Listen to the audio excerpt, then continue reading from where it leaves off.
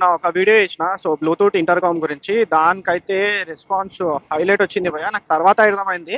చాలామంది ఇట్లా ear phones use చేస్తున్నారని చెప్పి. సో, మీ అందరికీ ఒకటే చెప్తున్నా. ఇయర్ ఫోన్స్ బడ్స్ అస్సలు యూజ్ చేయకండి. సో, నాకు చాలామంది డీఎం చేశారు.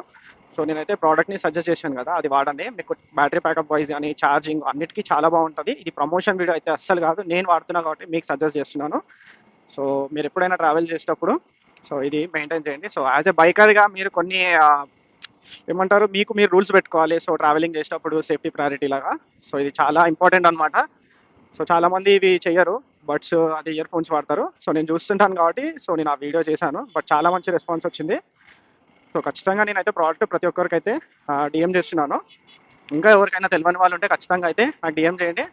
మీకు నేను లింక్ అయితే ప్రొవైడ్ చేస్తాను. అలాగే మీ ఫ్రెండ్స్ కూడా ఎవరైనా పెద్ద బైక్స్ ఉన్న వాళ్ళు ఉంటే మోస్ట్లీ చిన్న బైక్ అని కాదు, పెద్ద బైక్ అని కాదు. సో, రెండిటికి యూజ్ చేసుకోవచ్చు. బైక్ ఇంపార్టెంట్ కాదు, సేఫ్టీ ఇంపార్టెంట్. సో, అంటే ప్రతి ఒక్కరికి యూస్‌ఫుల్ అయ్యే ప్రోడక్ట్ అనమాట. సో, చాలా బాగుంటది. సో, నేను అదే షాక్ అయిపోయినా. ఏందబ్బా ఇంతమంది నాకు మెసేజ్ చేసేసరికి అసలు స్టన్ అయిపోయినా. అబ్బా! ఇంతమందికి తెలీదా అనిపించింది. కొంతమందికి తెలీదు. సో, అట్లా వాళ్ళకి తెలవనప్పుడు మనం సజెస్ట్ చేయాలి. ఈవెన్ యాస్ ఎ బైకర్‌గా మనం ఇంకొకరికి సజెస్ట్ చేయడంలో తప్పులేదది. సేఫ్టీ కోసమే కదా మనం కూడా చేసేది.